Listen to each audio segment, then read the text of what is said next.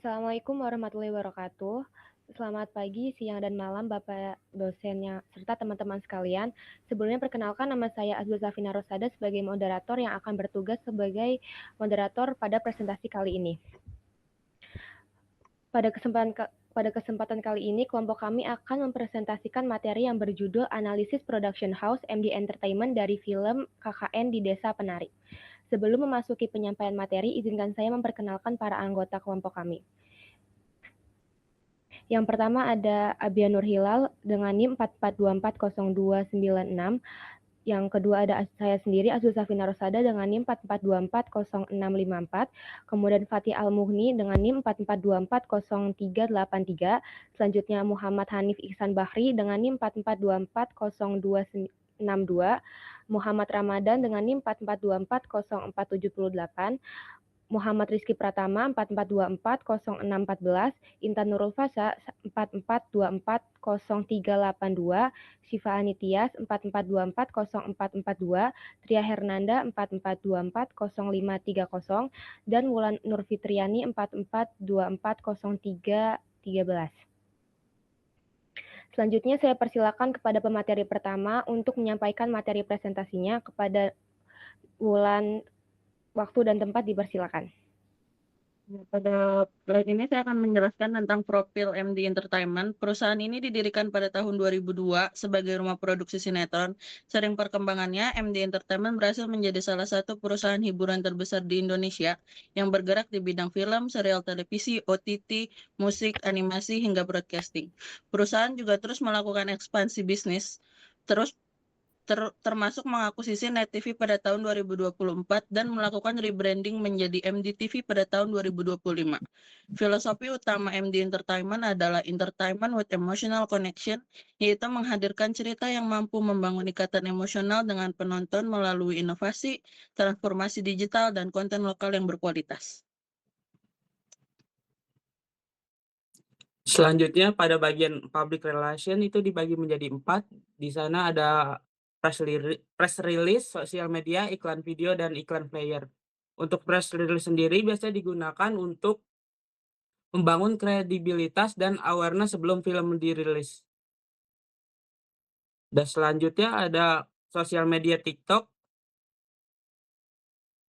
dan Instagram digunakan untuk sebagai owned media, kanal yang dikendalikan penuh untuk berkomunikasi langsung dengan audiens lewat trailer, behind the scene, teaser, dan interaksi dengan para fans. Lalu ada iklan video, contoh untuk trailer dan iklan pendek. Untuk iklan flyer sendiri biasanya digunakan pada mall-mall atau di Instagram atau TikTok. Selanjutnya ada STP, yaitu Segmentation, Targeting, dan Positioning. Untuk segmentation itu MD ada 4, yaitu demografis remaja hingga dewasa dari umur 15-45 tahun, penonton film dan series Indonesia. Lalu ada geografis utama di Indonesia, kota besar seperti Jakarta, Bandung, Surabaya, yang juga mulai menjangkau internasional lewat platform digital. Lanjut ada psikologis, penonton yang suka drama emosional, cerita relatable, cinta keluarga, dan konflik hidup. Behavior atau aktif menonton bioskop dan platform streaming, ada Netflix dan lain-lain, atau yang suka film-film yang lagi viral. Lalu untuk targeting, target utamanya itu ada primary target, anak muda dan dewasa, umur 17-35 tahun yang suka film drama romance dan cerita kehidupan. Lalu secondary target, penonton keluarga yang menikmati film dengan nilai moral dan emosional. Fokus ke penonton aktif di media sosial dan gampang terpengaruh yang hype atau viral. Lalu ada positioning, MD Entertainment memposisikan diri sebagai ada 5 poin, yaitu production house yang menghadirkan film dan series berkualitas dengan cerita emosional, relatable, dan dekat dengan kehidupan masyarakat Indonesia. Lalu cerita kuat dan menyentuh perasaan. Lalu ada produksi berkualitas yaitu visual dan aktor terkenal. Dan sering mengangkat kisah nyata atau adaptasi novel populer dan filmnya yang sering jadi box office atau trending. Selanjutnya ada SWOT analisis. Itu terdapat 4. Yang pertama ada strength atau kekuatan. Perusahaan film ini tercatat di Bursa Efek atau IDX dengan pengalaman lebih dari 2 dekade di industri hiburan, dengan memiliki perpustakaan konten lebih dari 200 film layar lebar dan juga 400 jam konten dengan semua hak IP yang dimiliki oleh perusahaan tersebut. Lalu selanjutnya dia juga berhasil mendominasi box office Indonesia selama 3 tahun berturut-turut, dimulai dari tahun 2021 sampai 2023 melalui film Makmun, 2 KKN di Desa Penari dan juga Sewu Dino. Untuk sistem produksi terintegrasi penuh yang mencakup seluruh people line, pembuatan konten dan dari film, TV, musik hingga animasi. Untuk kelemahannya ketergantungan tinggi pada genre horor atau drama. Ya, lalu perusahaan juga bergerak di bidang percetakan, penerbitan dan retail, fragmentasi bisnis yang bisa mengalihkan fokus dari inti produksi film. Lalu selanjutnya distribusi internasional masih terbatas dibandingkan studio Hollywood atau Korea yang sudah jauh lebih besar. Lalu ada peluang pertumbuhan pesat platform seperti Disney, WebTV, dan juga Viu. Lalu selanjutnya ada investasi senilai 20 juta dolar AS dari SBS CEO Korea Selatan. Selanjutnya ada minat global terhadap konten Asia. Lalu ada pertumbuhan jumlah bioskop di kota-kota sekunder Indonesia yang terus berkembang.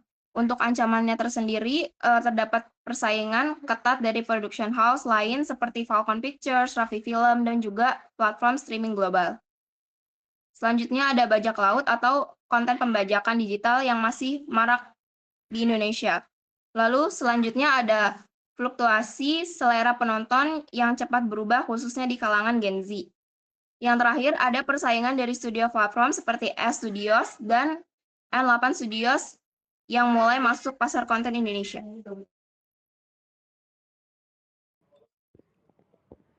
Selanjutnya ada USP, Unique Selling Point.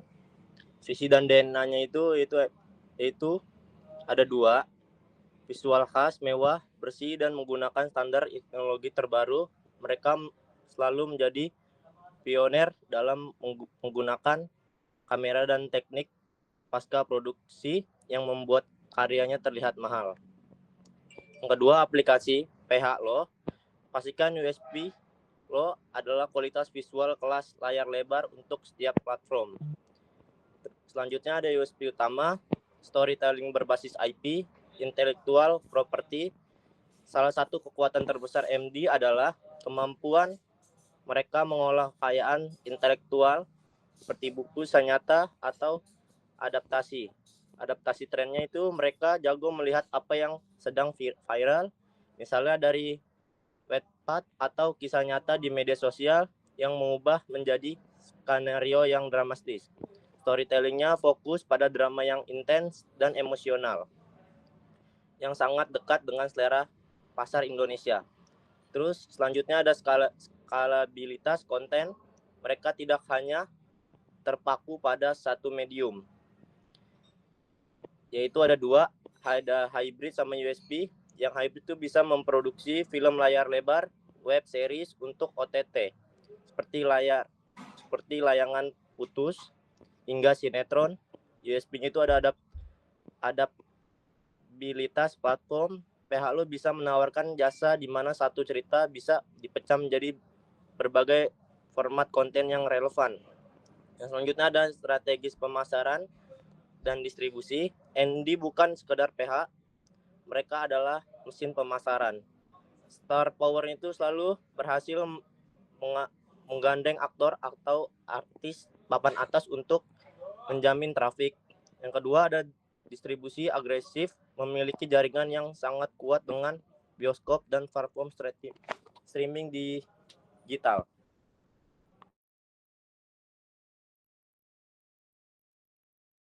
Di sini ada marketing mix. Yang pertama itu ada produk.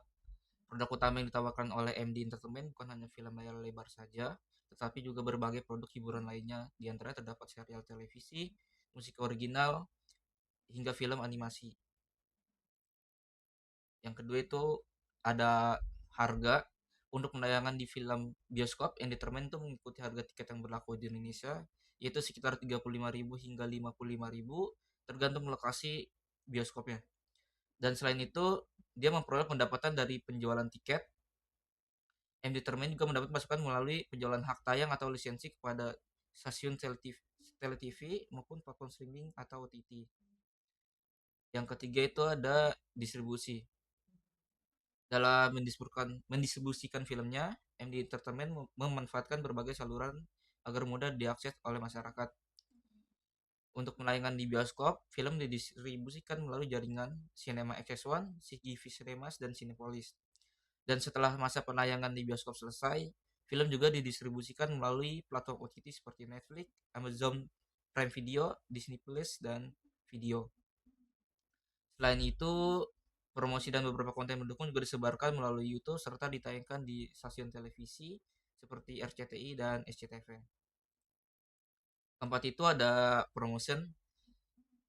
MD itu promosinya cukup beragam dan terintegrasi. Promosi dilakukan melalui media sosial seperti Instagram, TikTok, dan YouTube dengan mengunggah teaser, trailer, atau behind the scene hingga berbagai konten interaktif yang mampu meningkatkan antusiasme masyarakat.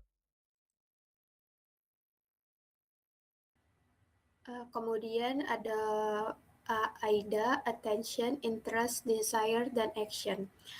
Yang pertama ada Attention, yaitu perhatian, membuat audiens sadar dan tertarik pada konten MD Entertainment. Ada seperti mengupload film, teaser film atau sinetron yang ditayangkan melalui YouTube, Instagram, TikTok, menggunakan visual dramatis, musik emosional, dan bintang ternama. Kemudian kolaborasi dengan stasiun TV agar konten terekspos ke jutaan penonton, kemudian poster dan billboard di lokasi strategis saat rilisan film terbaru. Kemudian ada interest, membuat audiens ingin tahu lebih banyak tentang konten yang ditawarkan, seperti mengupload behind the scene dan eksklusif konten di media sosial resmi.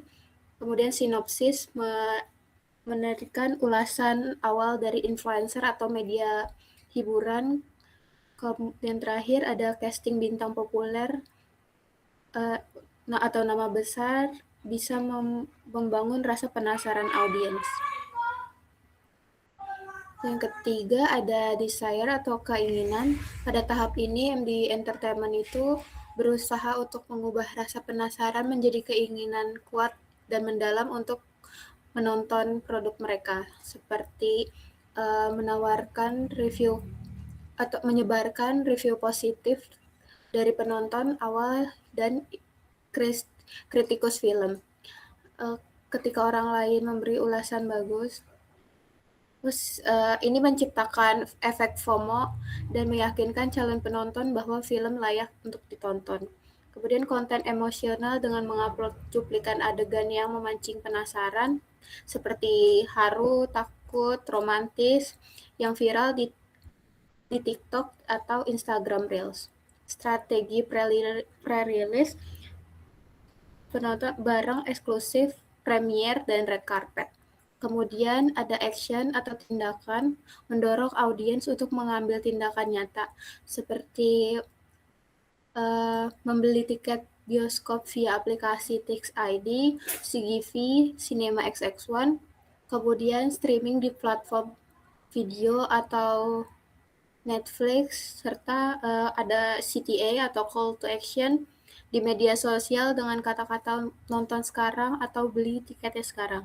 Kemudian bisa actionnya itu merilis merchandise lucu dan menarik untuk film-film populer.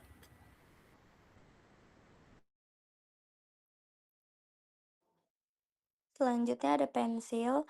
MD Entertainment merupakan salah satu rumah produksi terbesar di Indonesia yang didirikan oleh Manoj Punjabi.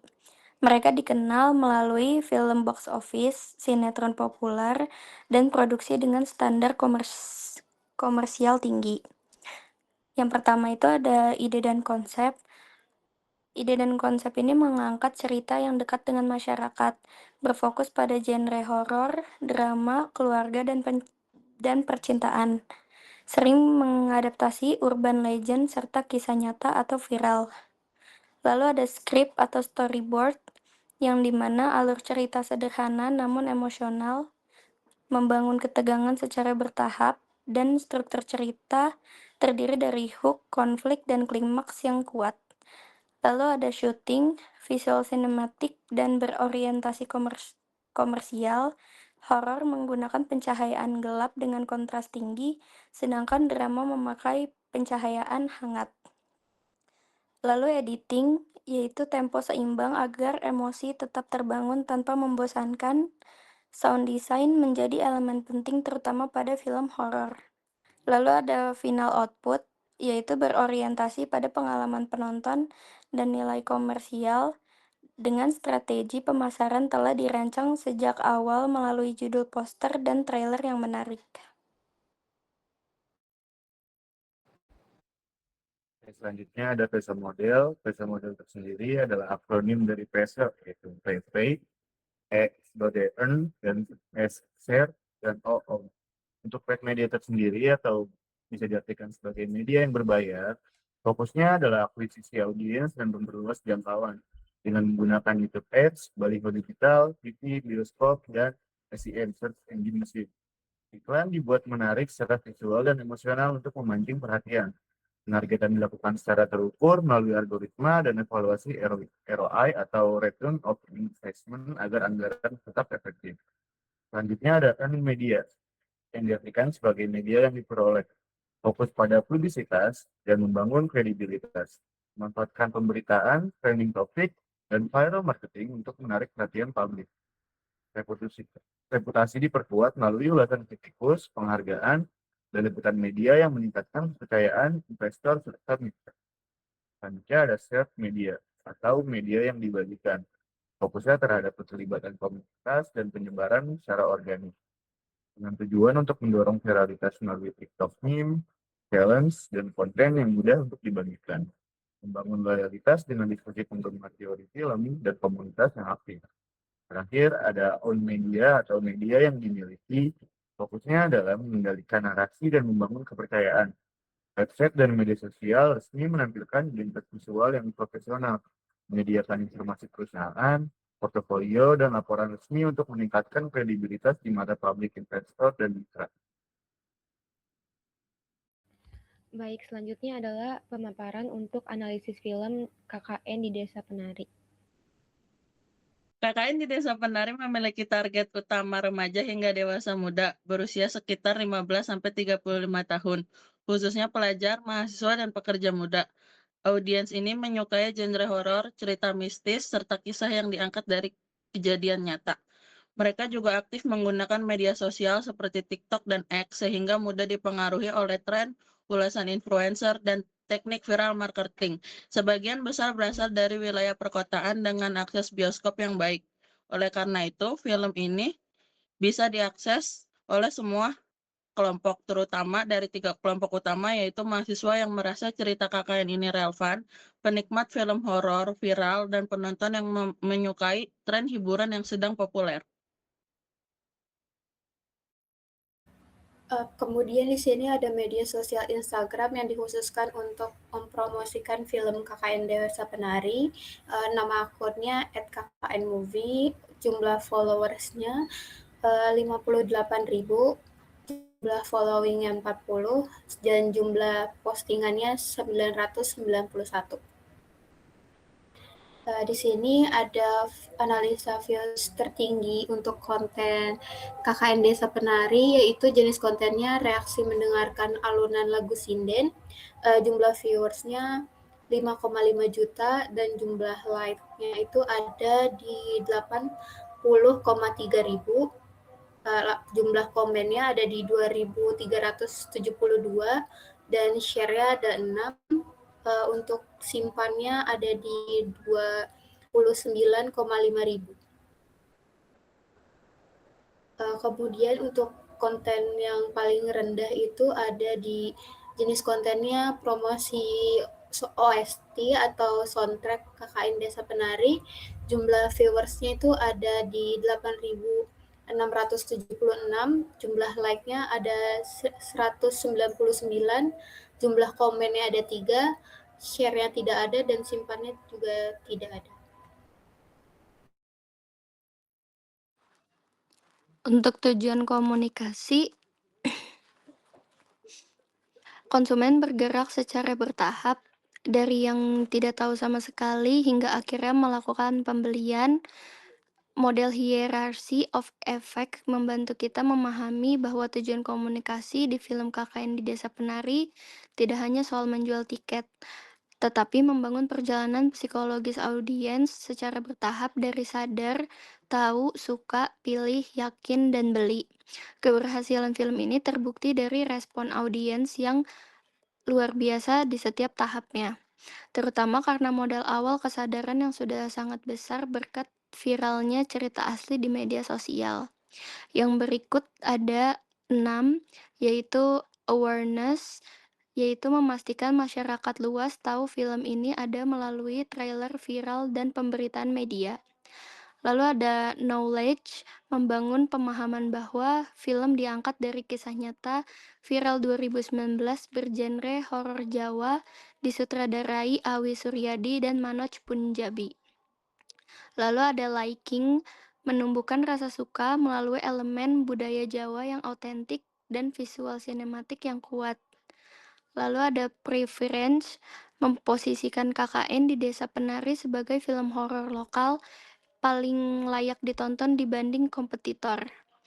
Lalu ada conviction, membangun keyakinan melalui testimoni, review positif, dan pencapaian rekor penonton.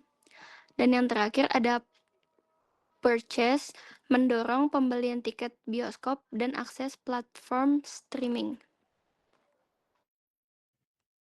Selanjutnya ada rancang pesan. Yang pertama isi pesan.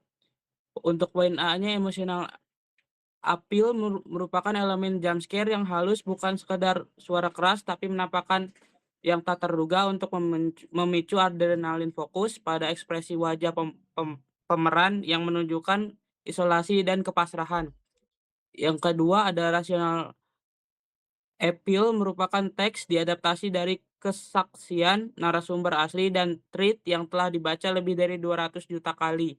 Ini memberikan alasan logis bagi penonton bahwa cerita ini memiliki bobot kenyataan.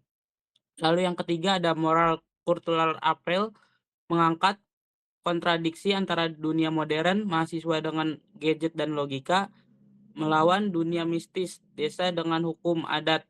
Pesannya logika tidak berlaku di tempat yang punya aturan sendiri. Lalu ada struktur pesan. Yang pertama, open-ended mystery.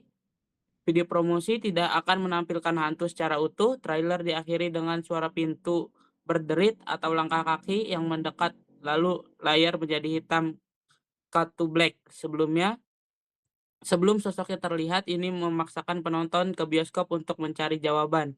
Lalu yang kedua ada one set argument, fokus hanya pada satu narasi. Ini adalah film horor paling otentik di tahun ini. Tidak ada perbandingannya, hanya penekanan pada atmosfer desa yang mencekam dan kualitas akting yang emosional. Lalu yang ketiga ada format pesan, visual, warna, audio, kata. Untuk tema utama ada kutukan karma dan pelanggaran tata krama. Pesan, kata teks, dan dialog dipenuhi peringatan kuno mantra Jawa dan penangkatan pada pantangan dialog sesepuh desa, syarat makna karma dan konsekuensi bagi pelanggar aturan adat, membangun firasat buruk di sepanjang cerita. Lalu yang ketiga ada pesan gambar. Dinominasi hutan gelap, sosok penari mistis, lilitan ular, dan sesajen kuno. Visual ini menciptakan kesan terkurung dan terasing tanpa celah untuk lolos dari teror. Lalu yang ketiga ada pesan warna. Kombinasi hijau lumut, coklat tanah, kuning obor serta hijau jamrud dan emas pada atribut Badarawi. Palet gelap dan lembab ini membangun atmosfer kuno yang mencekam.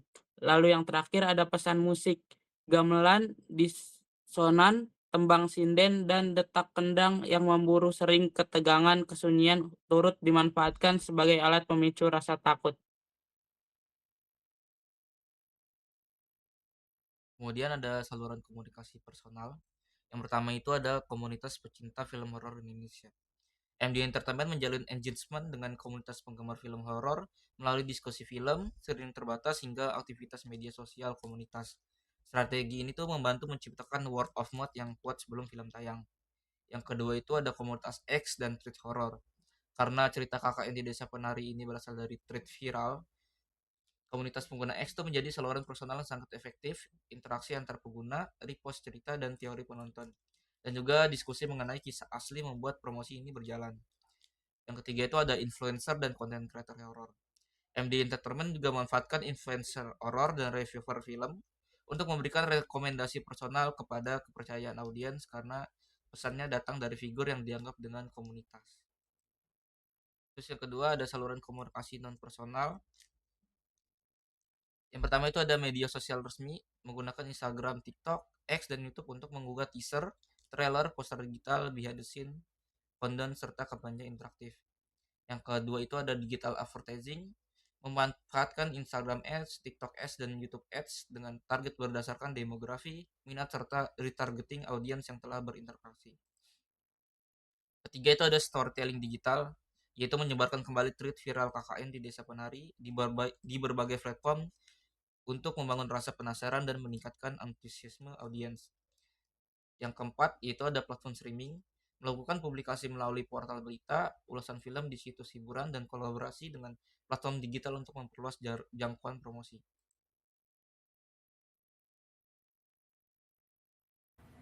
Kemudian ada metode anggaran komunikasi seperti yang tertera pada data. Untuk sebuah film, biaya produksinya adalah 15 miliar rupiah, sedangkan untuk biaya promosinya diperkirakan sekitar 10 miliar rupiah. Ini artinya total investasi yang dikeluarkan mencapai 25 miliar rupiah. Angka ini menunjukkan bahwa MD Entertainment sangat serius menganggap bahwa promosi memiliki porsi yang sama pentingnya dengan produksi. Metode anggaran yang digunakan adalah objective and task. Ini adalah metode paling sistematis karena pertama kita bisa menentukan tujuan spesifik. Kedua, kita menetapkan tugas-tugas apa saja yang diperlakukan dan untuk dicapai tujuan tersebut. Ketiga, baru kita menghitung biaya dari tugas-tugas tersebut. Untuk implementasinya pada film KKN di Desa Penari ini, tujuannya itu adalah menarik 7-10 juta penonton dan menciptakan fenomena nasional. Tugas-tugasnya itu memanfaatkan viralitas Twitter,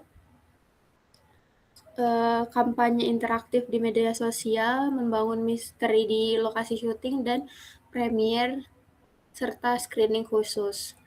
Untuk hasilnya terbukti mampu melampaui target dengan 10+ juta penonton dan menghasilkan ROI atau Return of Investment yang luar biasa. Selanjutnya ada film KKN di Desa Penari oleh MD Pictures, yaitu bauran promosinya. Terdapat 5 bauran promosi yang berhasil saya riset sebelumnya. Yang pertama, untuk periklanan dari KKN Desa Penari itu melalui YouTube, Instagram, Facebook, dan juga Twitter di @kknmovie dengan trailer jadwal tayang, info bioskop, dan trailer IG meraih 15.300 like dan juga 1.903 komentar. Selanjutnya, promosi penjualan atau sales promotion. KKN Desa Penari mengadakan giveaway tiket gala premier via Instagram plus kerjasama dengan BCA kepada nasabah BCA untuk menguntungkan film, bioskop, dan juga bank. Selanjutnya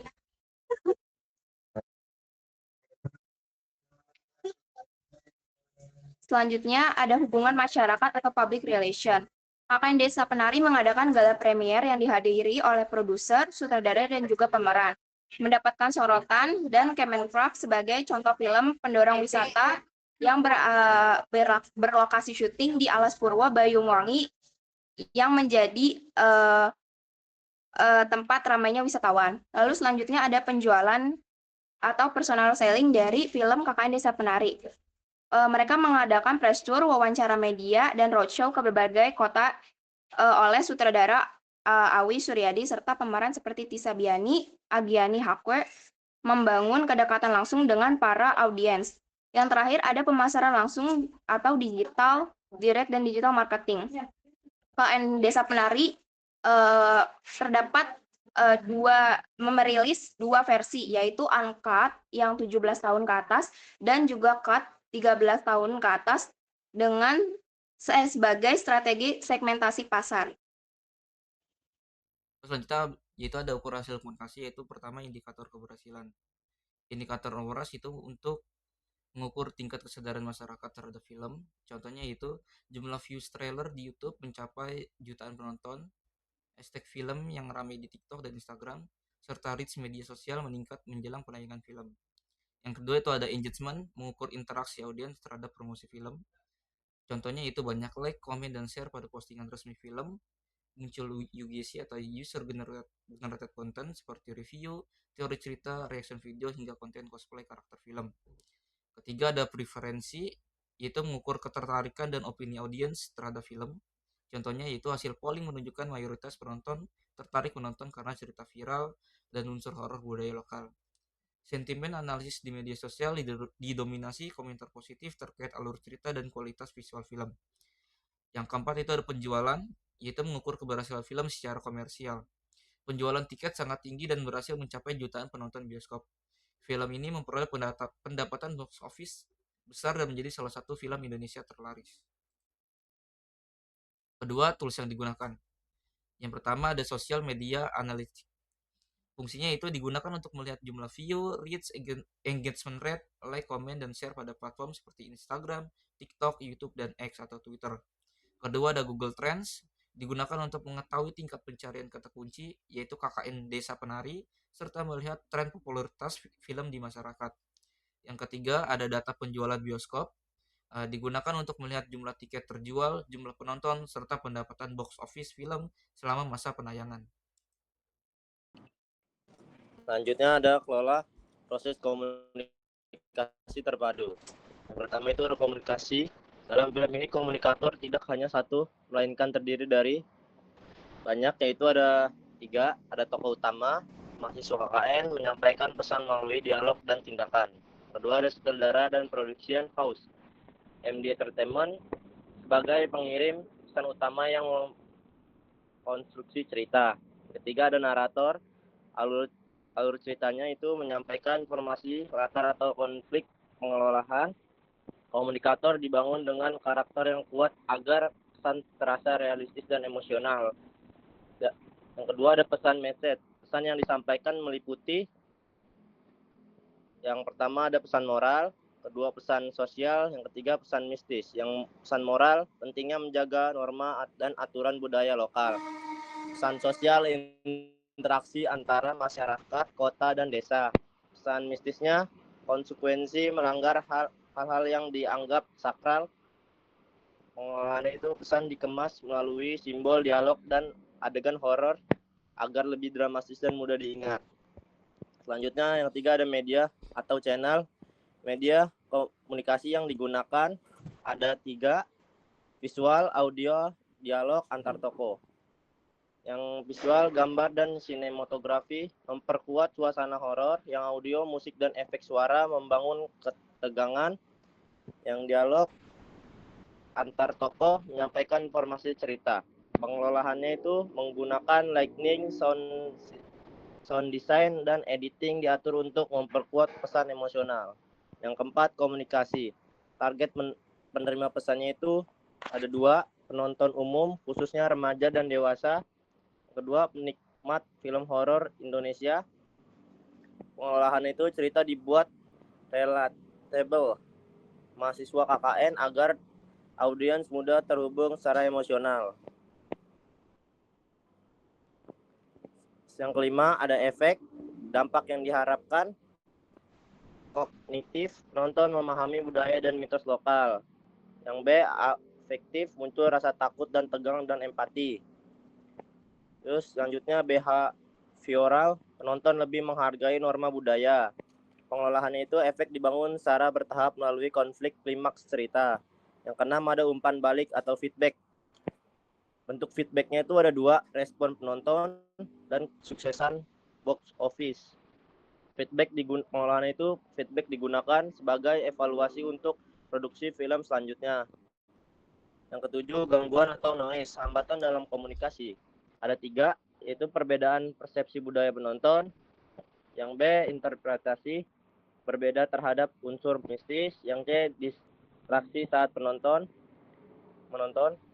Pengelolaannya itu film dibuat dengan alur jelas dan simbol yang kuat agar meminimalisir kesalahpahaman penonton. Baik, terima kasih kepada seluruh teman-teman atas penyampaian materinya. Sebagai penutup, kami ucapkan terima kasih kepada Bapak dosen dan teman-teman sekalian atas perhatiannya. Apabila terdapat kekurangan maupun kesalahan dalam penyampaian materi, kami mohon maaf yang sebesar-besarnya. Saya selaku moderator mengakhiri presentasi kelompok kami. Terima kasih atas perhatiannya. Wassalamualaikum warahmatullahi wabarakatuh.